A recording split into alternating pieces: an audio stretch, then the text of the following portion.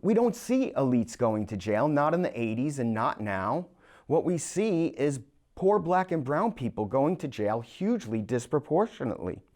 For example, blacks currently make up 13% of American society. And the numbers are very clear on this. They make up 13% of drug users and drug abusers and drug dealers. These things are very proportionate. If you want to find really good research and numbers on that, you can refer to Dr. Carl Hart. His most recent book is called High Price.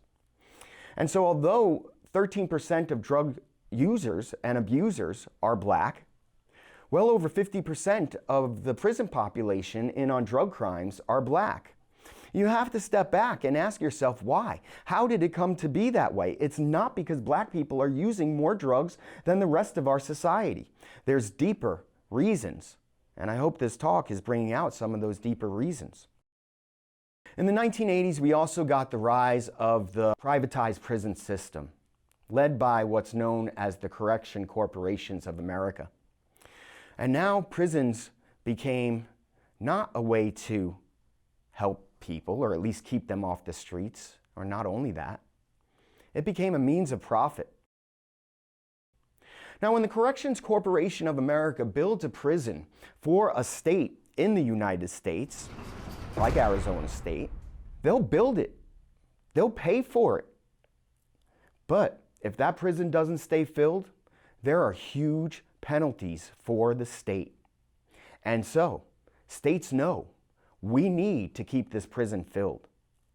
The main method that states all over the United States are using to keep their privatized prisons full and the profits flowing is the war on drugs. Today, from the 1990s on and into today, the stigma is entrenched. We see drug use as an epidemic among the poor, among black and brown people. We ignore the fact that drug use is everywhere, all around us in every community. A police state has risen around the war on drugs. 500 times a week, SWAT teams knock down people's doors, many times the wrong doors, and they abuse people and brutalize people. Why? For doing drugs. Nothing will stop drug use in the United States or in any human culture.